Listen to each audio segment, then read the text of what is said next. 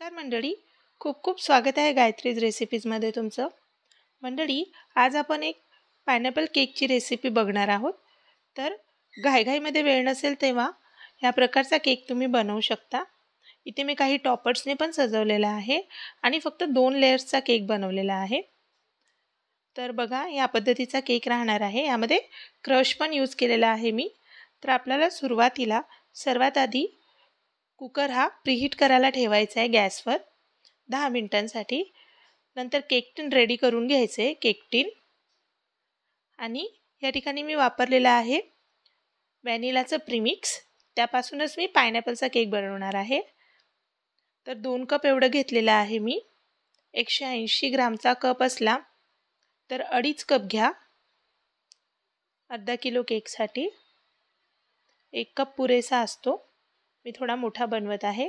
आता त्यात पाणी ॲड केलं आहे, तेल ॲड केलं आहे आणि पायनॅपलचं इमल्शन ॲड केलेलं आहे. इमल्शन ॲड केल्यामुळे रंग खूप छान येतो. छान असं मिक्स करून घ्यायचं आहे आणि त्यात फ्लेवर पण येतो. जर तुम्ही फक्त रंग टाकत असाल तर तुम्हाला इसेन्स वेगळं टाकावं लागतं. आपल्याला रंग आणि फ्लेवर दोन्ही पण हवं आहे, म्हणून आपण इमल्शन वापरलेलं आहे. एकाच डायरेक्शनमध्ये व्यवस्थित मिक्स करून घ्यायचे. त्यानंतर प्रीहीट केलेल्या कुकरमध्ये व्यवस्थित सांभाळून असा केक टिन ठेवायचा आहे. 2-3दा टॅप केल्यानंतर आणि झाकून अगदी लो हीटवर आपल्याला बेक करायला ठेवायचं आहे.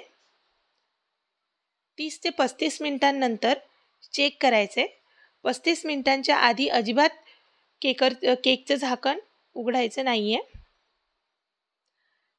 त्यानंतर झालेला नव्हता, मग पुन्हा 5 मिनिटं होऊ दिला आहे मी. तर 40 मिनिटांमध्ये केक रेडी झालेला होता बेक करून. त्यानंतर आपल्याला तयारी करायची आहे. केक थंड व्हायला ठेवायचा आहे. केक थंड होतोय तोपर्यंत व्हिपिंग क्रीम आपल्याला व्हिप करून घ्यायची आहे. केक साईडला ठेवायचा आहे. थंड झाल्यानंतर अलगद त्याचे काठ चाकूने लूज करायचे.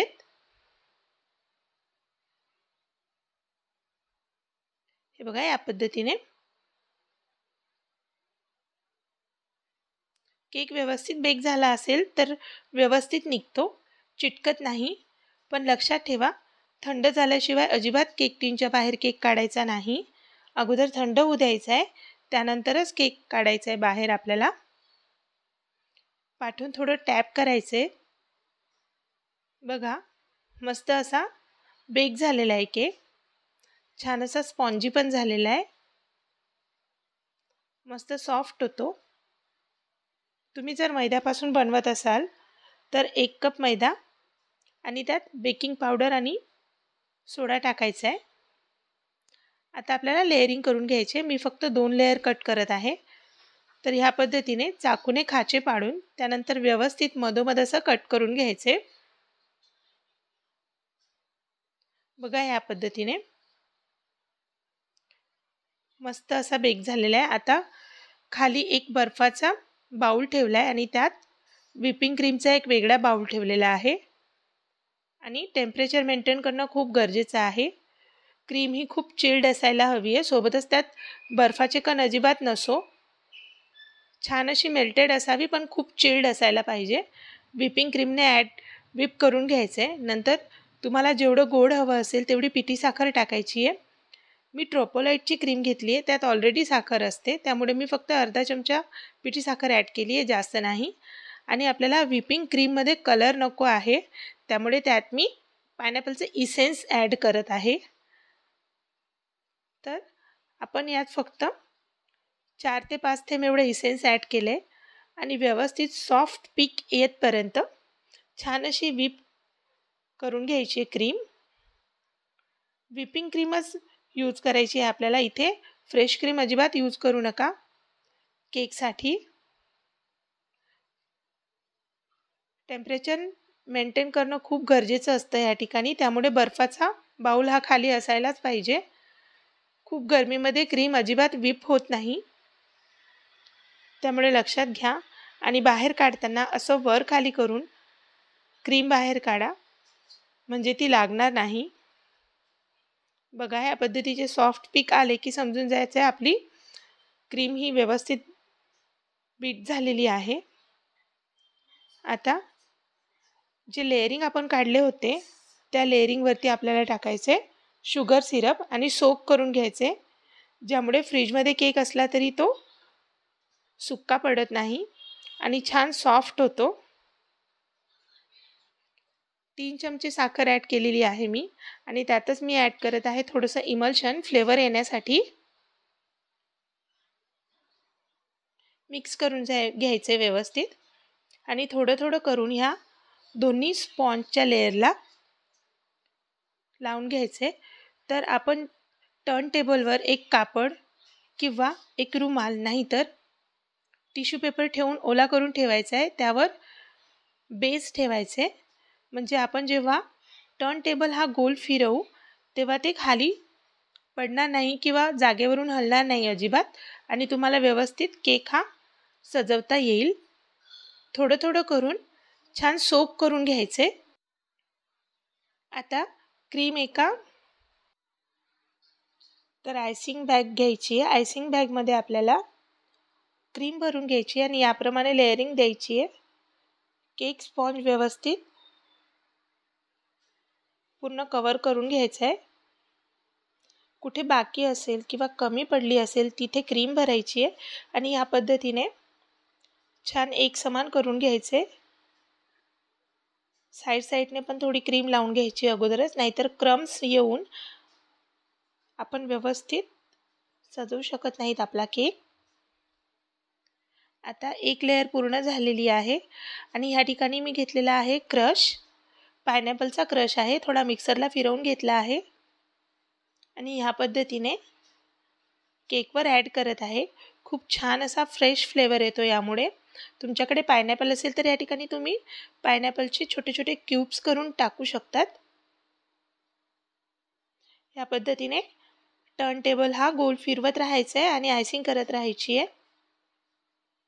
आता एक लेयर पूर्ण झाली आपली, त्यावरच आपण आता दुसरी लेयर ठेवायची आहे आणि ती पण व्यवस्थित पाण्याने सोक करून घ्यायची आहे। सोक करत असताना लक्षात घ्या खाली आपण क्रीम ठेवलेली आहे, क्रीमने एक स्पॉन्ज पूर्ण लेयर केलेला आहे, त्यामुळे जर त्यावर शुगर सिरप पडलं तर मेल्ट होण्याची शक्यता असते। त्यामुळे रूमचं टेम्परेचर मेंटेन ठेवा आणि हलक्या हाताने व्यवस्थित असं छान आयसिंग करून घ्या। आता बघा पूर्ण क्रम कोट केलेला आहे मी। आता थोड्या वेळसाठी फ्रीजमध्ये ठेवायचा आहे आपल्याला केक, त्यानंतर पुढची आपण तयारी करूया। थोडा थंड झाला की नंतर आणखी एकदा व्यवस्थित त्याला आयसिंग करून घ्यायची आहे। बघा जिथे जिथे तुम्हाला इवन नाही दिसते तिथे इवन करून घ्यायचे, जिथे क्रीम कमी आहे तिथे क्रीम ॲड करायची आहे, जिथे जास्त आहे तिथची क्रीम काढून घ्यायची आहे या पद्धतीने। आणि जितके वेळा तुम्ही क्रीम काढत असाल तेव्हा ज्या स्पॅच्युलाने तुम्ही आयसिंग करताय तो स्वच्छ करून घ्यायचा आहे। एक ओला कपडा आणि पाण्याने भरलेले एक बाउल जवळ ठेवायचे। आता ह्या पद्धतीने टर्न टेबल फिरवत फिरवत फिरवत छान अशी आयसिंग करून घ्यायची आहे। आता मी इथे स्टारचं एक छोटं नोझल टाकलेलं आहे आणि एकाच नोझलने मी पूर्ण डिझाईन करून घेणार आहे या पद्धतीने। तर खाली बॉर्डर देऊन घ्यायची आहे, वरती बॉर्डर देऊन घ्यायची आहे आणि जशी डिझाईन तुम्हाला द्यायची तशी डिझाईन तुम्ही घेऊ शकता किंवा मग स्टार नोझल घ्यायचं आहे मोठंवालं आणि त्याने तुम्ही रोजेस पण बनवू शकतात, पण माझ्याकडे जास्त वेळ नव्हता त्यामुळे मी या पद्धतीने कमी डिझाईन दिलेली आहे। आता खाली बॉर्डर दिल्यानंतर वरती बॉर्डर द्यायची आहे, त्यानंतर ह्या पद्धतीने गोल्डन अशी ड्रिपिंग येते। ही ड्रिपिंगने थोडं थोडं साईडला थोड्या थोड्या अंतरावर ह्या पद्धतीने ड्रिपिंग देऊन घ्यायची आणि पूर्ण केक कव्हर करायचा आहे ड्रिपिंगने। ही एडिबल असते, पण लक्षात घ्या तिची डेट वगैरे बघून घ्यायचे, फ्रेश असलं तरच घ्यायचे। यात शुगर पण ऑलरेडी असते त्यामुळे तुम्हाला काही ॲड करण्याची गरज पडणार नाही।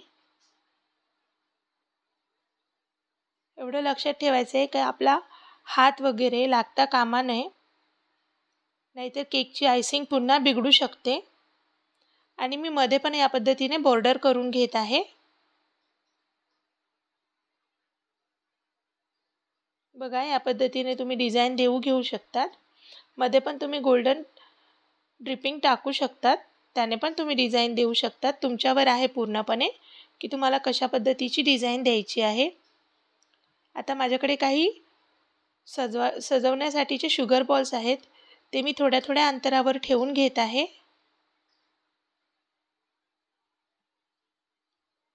गोल्डन शुगर बॉल टाकलेले आहेत. त्यानंतर सिल्वर आणि गोल्डनमध्ये सर्वांनी मी या पद्धतीने एक एक करून टाकून मध्ये पण ॲड करत आहे आणि सजवून घेत आहे. केकला पूर्ण कवर करून घ्यायचे. ह्या पद्धतीने थोड्या थोड्या दूर अंतरावर ह्या पद्धतीने तुम्ही शुगर बॉल टाकायचे. त्यानंतर जेव्हा आपण केक कट करणार असू तेव्हा हे टॉपर्स आपल्याला लावायचे. तोपर्यंत केक थंड व्हायला ठेवायचा आहे आणि केक आपण 10 मिनिटांनी कट करू त्याच्या आधी ह्या पद्धतीने आपल्याला टॉपर्स लावून घ्यायचे आहेत. बघा, मस्त असा पायनॅपलचा आपला केक रेडी आहे. कापल्यानंतरचा फोटो पण मी तुम्हाला दाखवत आहे. खूप कमी क्रीम यूज करून अगदी 2 लेअरमध्ये हा केक बनवलेला आहे. जेव्हा तुमच्याकडे वेळ नसेल, 1 किंवा 2 तास असतील, तेव्हा एक साईडला केक बेक करायला ठेवायचा आणि एक साईडला क्रीम बेक करून ठेवायची, म्हणजे लवकर होईल तुमचा केक. तर मंडळी, तुम्हाला हा केक आवडला असेल तर गायत्रीज रेसिपीला लाईक करा, शेअर करा, कमेंट करा, सबस्क्राईब करा. थँक्यू.